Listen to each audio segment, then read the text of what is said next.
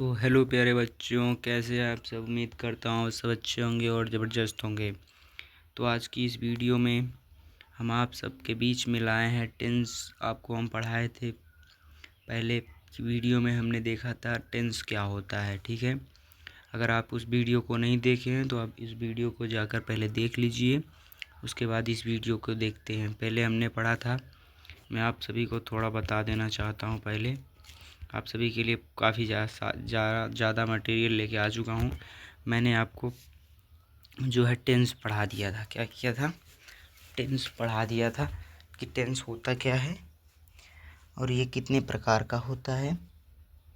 ठीक है, टेंस क्या होता है और कितने प्रकार का होता है।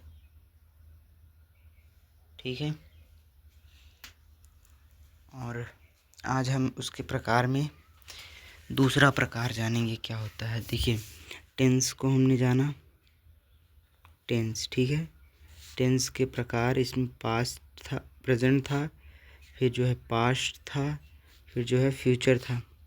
फिर उसके बाद इसके चारों प्रकार को हमने देखा, फिर इसके चारों प्रकार को देखा था पिछली वीडियो में, इसके चारों प्रकार को देखा था। ठीक है, तो अब के इस वीडियो में हम प्रेजेंट के, किसके?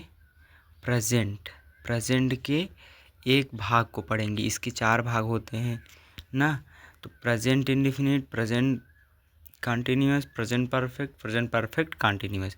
तो हम इसमें देखेंगे प्रेजेंट इंडेफिनिट टेंस। ठीक है, आइए बिना देरी के इस सेशन को शुरू करते हैं और आपका जो भी डाउट होगा उसको हम क्लियर करेंगे। ठीक है, पूरा क्लियर कर देंगे आज आपको इस डाउट में। ठीक है, आइए शुरू करते हैं। ठीक है, तो सबसे पहले मैं प्रेजेंट इंडेफिनिट टेंस। ठीक है, PRESENT, प्रेजेंट का स्पेलिंग ये होता है इंडेफिनिट। ठीक है, टेंस।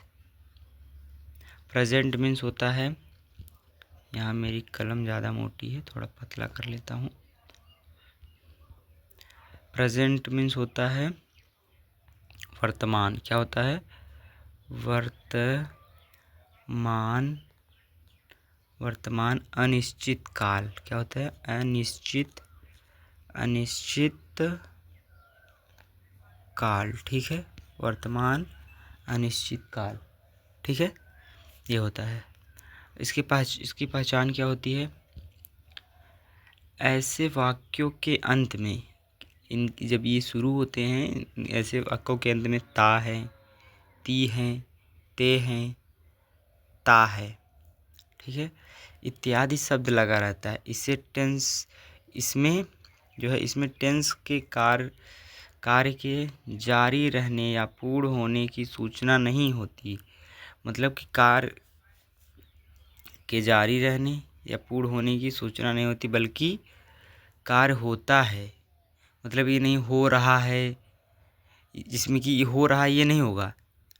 जैसे कि होता है मतलब हो रहा है इस समय, तो बल्कि कार्य होता है या नहीं, ये नहीं कि हो रहा है, होता है कार्य। प्रेजेंट है ना, तो प्रेजेंट में कार्य हो रहा है। अभी जो मैं कर रहा हूँ, आप सभी को, अभी आप लोग पढ़ रहे हैं, मेरी वीडियो देख रहे हैं और आप लोग देख रहे हैं, तो ये नहीं होगा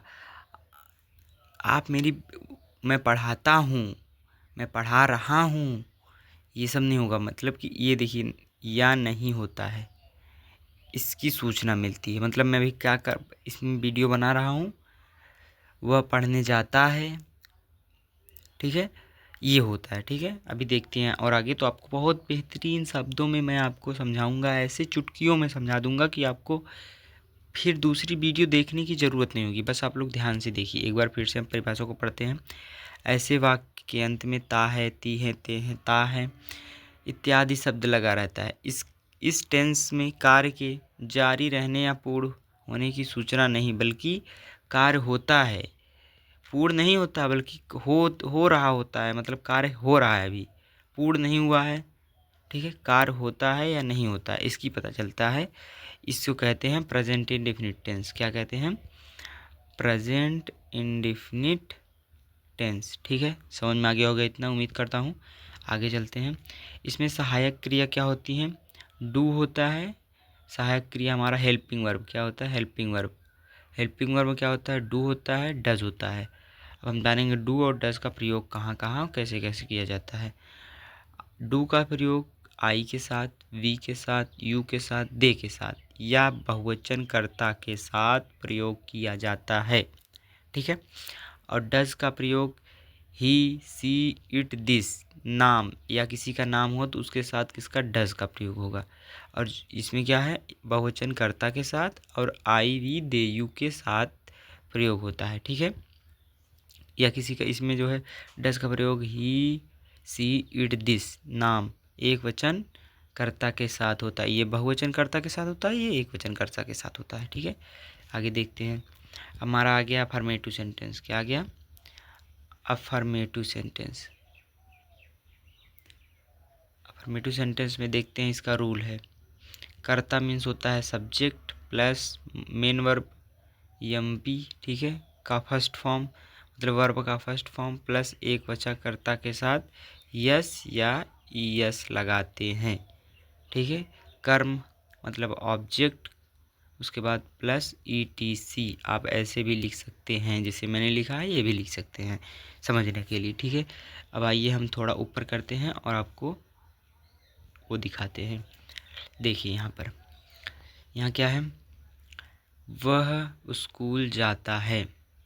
वह का देखिए हमने अभी पढ़ा, यहाँ देखा है वह, इसका हिंदी में बता देता हूँ आपको पहले, ठीक है। पहले आपको हिंदी में बता दूंगा तो आपको जो है क्लियरली जो है एकदम से समझ में आ जाएगा, ठीक है। आई का मतलब होता है मैं, वी का मतलब होता है हम, यू का मतलब होता है तुम, दे का मतलब होता है वे, ठीक है। आपको ये समझ में आ गया है आपका, नोट कर लीजिए, ठीक है, नोट कर लीजिएगा। उसके बाद हम चलते हैं आगे, ठीक है। उसके बाद यहाँ पर देखते हैं, ही का मतलब होता है वह, ये वह है जो लड़कों के लिए प्रयोग होता है, लड़कों के लिए, किसके लिए, लड़कों के लिए, जैसे जो पुरुष होते हैं उनके लिए। और इस सी का प्रयोग भी वह इसका मतलब भी होता है, प्रयोग ये लड़कियों के लिए होता है, किसके, लड़की के लिए होता है, ठीक है। और इट का मतलब होता है यह, दिस मीन्स भी होता है यह, ठीक है। अब आप समझ गए होंगे, इसका प्रयोग जो होता है लड़कों के लिए होता है, इसका प्रयोग जो होता है लड़कियों के लिए होता है। इन दोनों का मतलब जो होता है, इन दोनों का मतलब सेम होता है, इसका प्रयोग होता है यह, इसका प्रयोग होता है यह, ठीक है। आप समझ गए होंगे इतना। आगे चलते हैं, देखिए अब क्या है, वह स्कूल जाता है, ही गोज़ टू स्कूल। अब यहाँ बोलेंगे गोज़ क्यों आ गया, अभी डज वोज नहीं आया, बताते हैं आपको। हमने देखिए फिर आपको यहाँ पर मैंने बता दिया था, कहाँ गया था रूल में यहाँ बता दिया था यस या ईएस लगेगा, इसमें डू या डस मुख्य केवल ये लिखा जाता है, ये इसका प्रयोग किया जाता है किसके किसके साथ। देखिए ना, गोज़ लगा है, ये क्या है, एक वचन है। यहाँ पे क्या है, वह स्कूल जाता है, मतलब वह स्कूल जा रहा है, अकेले जा रहा है, चार लोग के साथ जा नहीं रहा, अकेले जा रहा है। अकेले के लिए यहाँ पर ही लग गया, क्या लग गया, ही लग गया, ठीक है। यहाँ पर ही लग गया। अब जाना के क्या होता है, जाना का तो गो होता है, अब एक वचन करता है तो उसके साथ ईएस जोड़ देंगे, गोस टू स्कूल हो गया, ठीक है। अब आगे देखते हैं, मैं पढ़ता हूँ, ये भी पढ़ रहा है, ठीक है, इसे पढ़ रहा है ना, मैं पढ़ता हूँ तो इसमें हो जाएगा आई रीड, ठीक है। आई मैंने लिखा है ना अभी, आई मीन्स मैं, रीड मीन्स पढ़ना, ठीक है। अब आगे चलते हैं, वे गाना गाते हैं। अब देखिए इसमें वे गाना गाते हैं मतलब वे लोग हैं, वे लोग जो हैं गाने गा रहे हैं, तो वे का होगा दे, गाना का क्या होगा सिंग, गाना का क्या होता है सॉन्ग, गाते का सिंग, गाने का सॉन्ग, बस बहुत ही सिंपल होता है इसका ठीक है।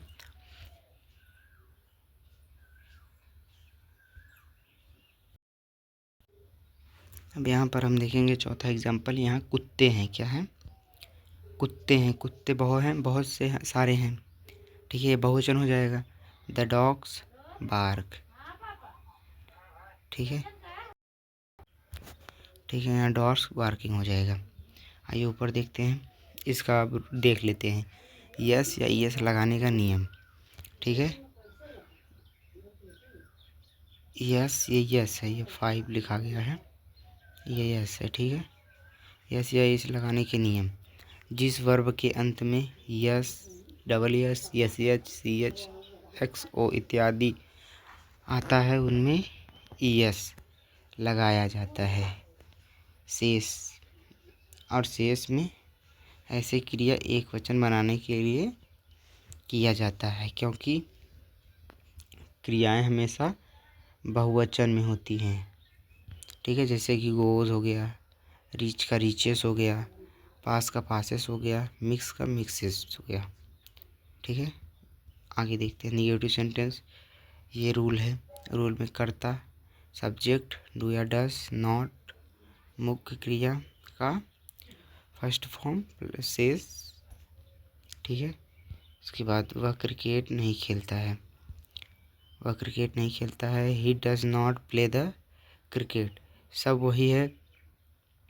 ठीक है, सब वही है, इसमें अब डू डज लगने लगा है। ठीक है, इसमें डू डज लगता है। वह क्रिकेट खेलता है, ही does not play the cricket. अब आगे वाले में देखते हैं, महेश किताब नहीं पढ़ता है, Mahesh does not read a book. ठीक है, इसमें डज लगने लगेगा, क्योंकि डज नॉट है इसलिए डज नॉट लगेगा। इसमें हेल्पिंग रूल में देखिए डू डज लिखा दिया गया है, और इसमें डू डज नहीं दिया गया था, देख सकते हैं आप, इसमें नहीं दिया गया है, इसमें नहीं दिया गया है, तो इसमें नहीं लगाएंगे। और इसमें जो है लगा दिया है, इसमें लगा दिया गया है, तो इसमें लगा देंगे। ठीक है, आइए आगे देखते हैं। ये लड़के पतंग नहीं उड़ाते हैं, this boys do not fly kite. ठीक है, यहाँ देखिए बहुवचन आ गया है, बहुवचन के साथ डू लग जाएगा, एक वचन के साथ डज लग रहा है। ठीक है, आगे देखते हैं। वे स्कूल नहीं जाते हैं, they do not go to school. वे है ना, वे काफ़ी लोग हो जाते हैं, यहीं अगर वह स्कूल नहीं जाता है हो जाता, तो डे तो हो जाता, he does not go to school.